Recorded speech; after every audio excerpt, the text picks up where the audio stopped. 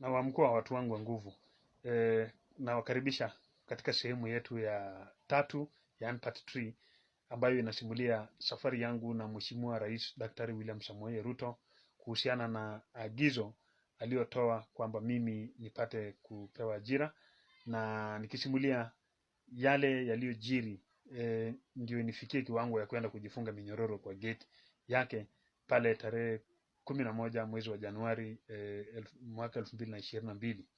Kwa hivyo tayari nimekwisha maliza mwaka mmoja nikifuatilia swala hili katika ofisi ya Ambassador Ken Nyaundo Sinde ambaye sasa ni marehemu. So tarehe 21 mwaka 2018 mwezi wa Juni, mwaka mmoja baadaye, Bwana Osinde alinituma sasa kupitia sekretari wake Madam Emily ni anipeleke pale kwa Bwana Maiyo. So nilipofika kwa Bwana Maiyo, Madam Emily akanitambulisha kwa Madam Angela ambaye alikuwa ndio secretary wa Bwana Maiyo, na akampokeza pia barua ambazo nilikuwa nimemwandikia Bwana Osinde wakati huo. So kwa upande wake Madam Angela akaomba niwache nambari yangu ya simu kwa madai ya kwamba siku hiyo singeweza kumuona Bwana Maiyo kwa sababu alikuwa na mishururu ya mikutano na wabunge ambao walikuwa wametembelea kutoka maeneo tofauti ya jamhuri. Basi tukakubaliana hivyo. So nilipoondoka nikawa na taraji atanipigia simu wiki inayofuatia kama vile alikuwa ameahidi, lakini hilo halikufanyika. So mpaka niliporudi tena huko wiki hiyo nyingine, niliporudi huko, kwa desturi ya itifaki katika ofisi hiyo lazima upige simu katika ofisi husika, wasiliana ule secretary ndio pengine atakuelekeza yapi unastahili kufanya wakati huo. So kwa kawaida nilipigia Madam Angela, akaniambia mzee yuko na pengine nijaribu saa 8. Nilipokuja saa 8 akaniambia hajakuja.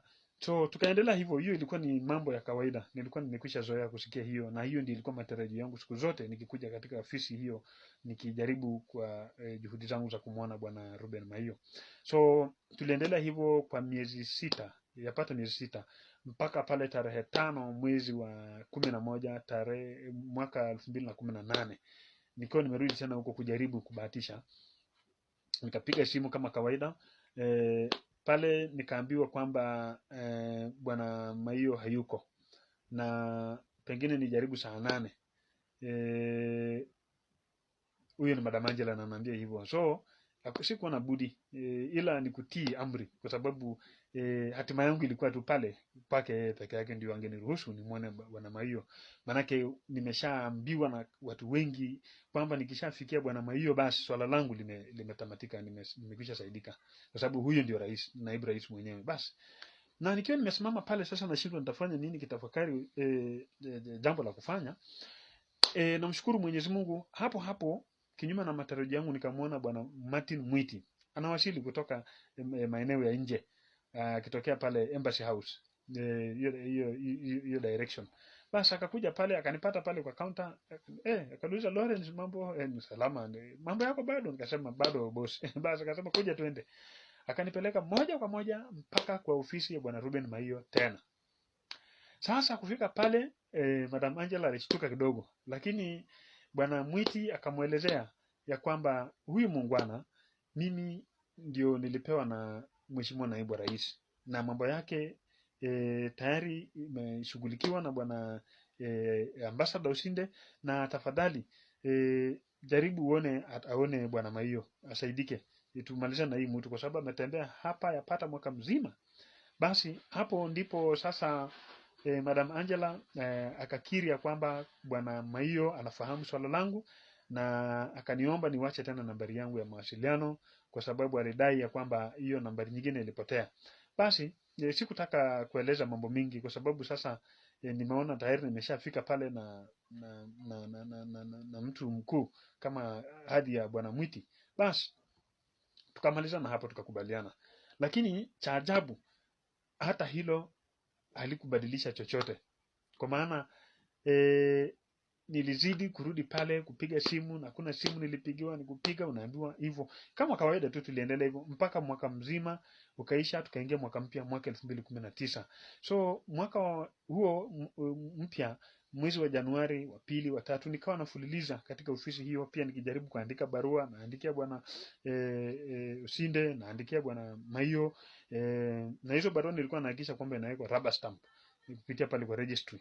So na katika harakati hiyo, najua sasa nilikuwa najaribu kubuni mbinu zote ambazo nilikuwa naona nitasaidika namna gani. So mpaka nilikuwa nahusisha hata watu mashuhuri kutoka wenye walikuwa na ushawishi katika nyadhifa kuu katika ngazi za serikali wakati huo, na hata kwa sasa. Na baadhi yao nilikuwa nimeshapata taarifa ya kwamba walikuwa ni marafiki wa kibinafsi wa bwana Maiyo na bwana Faruk Kibet, mheshimiwa Oscar Sudi, wao walikuwa ni marafiki hao. So nilikuwa najua tayari, kwa sababu sasa ni watu tunafahamiana nao, tunatoka jamii moja, nilikuwa najua nitasaidika. So nilipohisi kwamba mambo haya hayakwendi vizuri, japo kuna barua moja niliandika hapo ambayo ilimkera sana Madam Angela, eti kwa sababu nilikuwa nadai huenda pengine kuna mtu mwingine amependekezwa kwa hilo nafasi, na mimi huku nahangaishwa kwa kuhadaiwa tu hapa na pale. So hiyo Madam Angela hapa alitafuta kigezo ya kunigombeza na kukata kauli kwamba haitanisaidia. So mwezi wa tatu hiyo, mwezi wa 4 niliamua kurudi pale kwa bwana Patrick Omutia. Bwana Patrick Omutia, yeye wakati huo ndiye alikuwa the special secretary intergovernmental and budgetary economic and economic council. So kwa sababu ofisi yake ilikuwa third floor, inafuatana tu, ukipita ofisi yake ndio unaingia ya bwana nani, ya bwana chief of staff.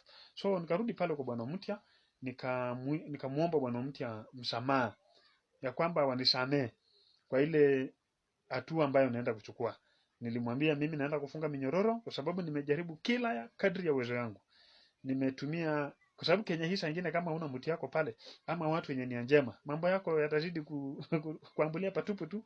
So nikamwambia mimi naenda kujifunga nyororo, unisameni tafadhali, nyinyi watu na waheshimu, nyinyi viongozi wakuu wa Wateso, lakini kwa hili nahisi nimefinyika kwa sababu nahangaika na ngangana na maisha hapa na pale, najaribu hili aliendi. So nikaona bora nijifunge nyororo, lakini nilipomwelezea bwana Omutia akanisihi kwamba nisitisha kwanza hiyo, bali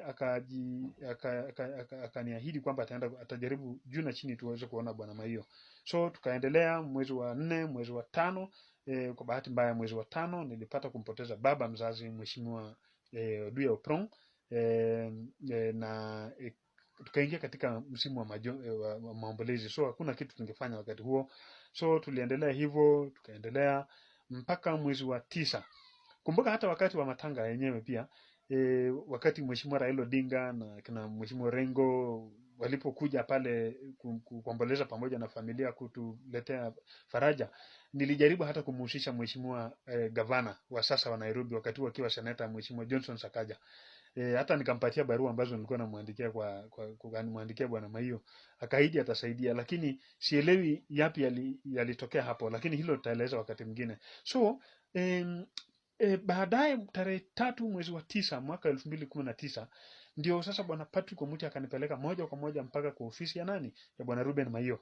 Tukaonana bwana Maiyo, na bwana Patrick Omutia akaelezea bwana Maiyo kwamba huyu ndio kijana mzee ambaye nilikuwa nakuelezea, na nilionelea ni bora ni vyema nimlete ili umuone yeye mwenyewe ana kwa ana, isije ikawa tunaongea kuhusu mtu ambaye hayupo. So ndio ikafika wakati wangu wa kujieleza, ndio nikawa najieleza, najaribu introduction. So nikiwa nafanya introduction, bwana Patrick Omutia akaniambia, sasa wewe kwa Kiteso, sasa wewe usiongee mambo mingi, wewe sema tu majina na iishe hapo. Bas mimi nilikuwa najua kwamba hawa ni watu wenye hadi katika jamii na wamekwisha zungumza na nilikuwa najua ni swala langu ilikuwa ni ajira. Kwa hivyo kwa sasa tutawachia hapo, na waahidi katika episode 2 ya part 3 tutasimulia ni yapi yaliyojiri katika mazungumzo hiyo, kwa sababu Maiyo aliniambia, ilikuwa Tuesday, aliniambia kuja Thursday, kuja Friday, zunguka hapa town, wacha namba yako hapo, utapigiwa by Friday, kuwa tu hapa town, alafu tutashughulikia maneno yako. Mungu atujalie tukutane kwa ile video ya pili, ile episode 2 ambayo inakuja, tuelezane iliendaje? Asante.